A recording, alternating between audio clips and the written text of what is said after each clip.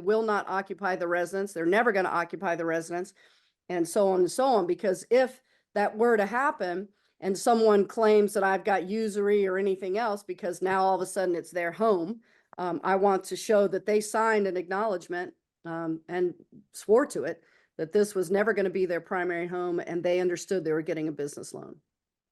Yeah, we get all of that too. I want a belt, suspenders, and duct tape if I can get it. Yeah. Jeff? Don't forget the baling wire. Don't forget the baling wire to go with the duct tape, Augie. Amen, Jeff. Amen.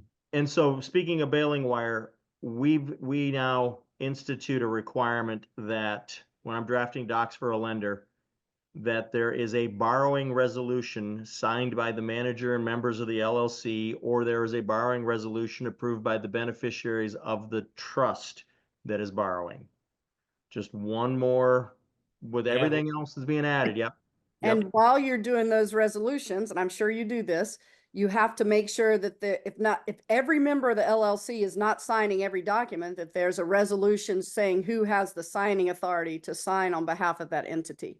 Correct. So the lawyers should, and the title company should ask for that, but I find that they often don't. And so I will ask for that in my closing instructions. I've closed many of them personally, and nobody ever did that. So I know it's common. I do.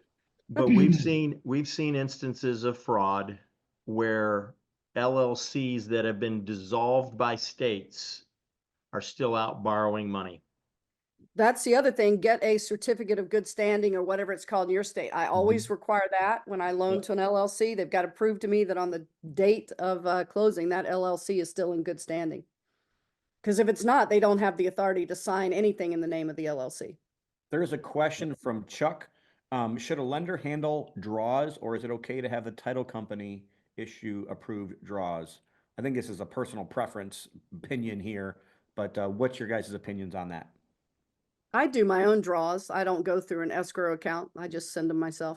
But I use now sitewire.co. I think it's sitewire.co, which is a remote third-party general contractor inspectors, because I don't live where some of these properties are. And it's like $95 per inspection. The borrowers have to upload photos and videos and all that. And it's geolocated to where that property is. So they can't show me a picture of a hot water heater installed in a different property, for instance.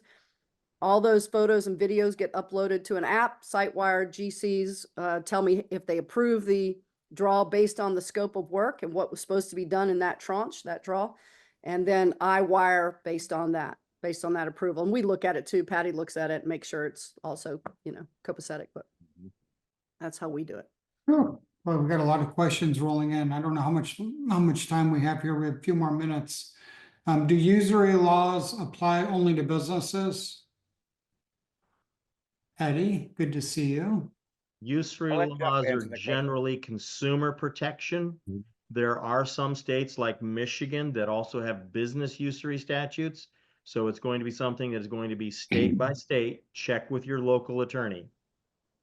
And then Marty said, I'm lending out of my IRA. Do I need a license to do that?